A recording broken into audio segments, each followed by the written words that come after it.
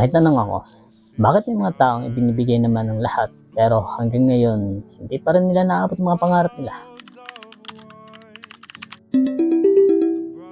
Bakit hindi ko pa rin naabot mga pangarap ko?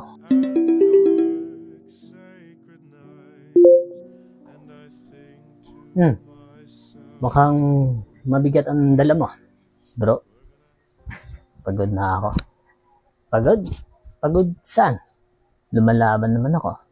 Nag-aaral, nagtatrabaho, hindi sumusuko, pero parang walang nangyayari.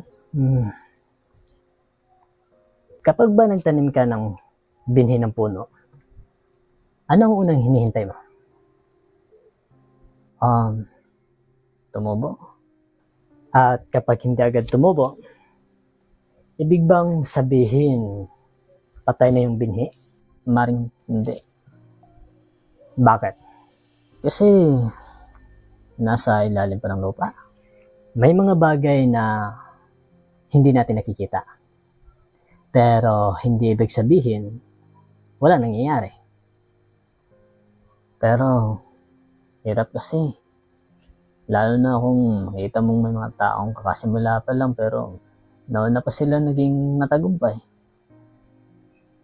Kapag may dalawang taong naglalakad at magkaiba ang papuntahan, ang isa papunta sa bundok at ang isa naman ay sa dagat, tama bang ipagkumpara ang bilis nila kung sino ang unang makakarating at sino yung huli? Hindi, kasi magkaibang direksyon eh. Kung gayon, bakit mo kinukumpara ang paglalakbay mo sa paglalakbay ng iba? Kasi ginagawa ko naman ng best ko eh. Naniwala naman ako. Pero may tanong ako. Ano yun? Kung makukuha mo ba ngayon ang lahat ng pinag-darasal mo, handa ka na ba talaga? Kaya mo bang i-handle?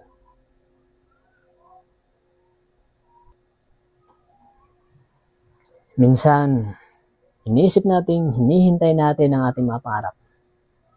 Ang hindi natin napapansin, ang pangarap din ay tila naghihintay sa taong handa na para rito. May mga pintong hindi binubuksan ng Diyos, hindi dahil ipinagkakait niya ang laman nito, kundi dahil hinuhubog pa niya ang taong papasok dito. Ibig bang sabihin, baka hindi pa ang sitwasyon ko ang binabago. Minsan, hindi muna ang sitwasyon. Ikaw muna. Kapag mas matatag ka na, mas marunong ka na maghintay, mas marunong ka nang humawak ng tagumpay, doon mo maintindihan kung bakit hindi ito dumating ng mas maaga. Pero, paano kung wala talaga akong marating? Nung isinilang ka ba rito sa mundo, marunong ka na agad magsulat at agbasa? Hindi.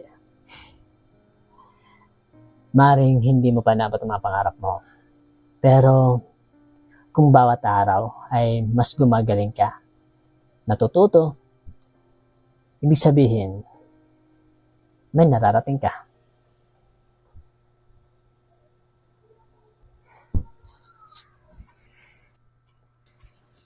Salamat bro. Kapag nalito ka at may mga katanungan, nandito lang ako.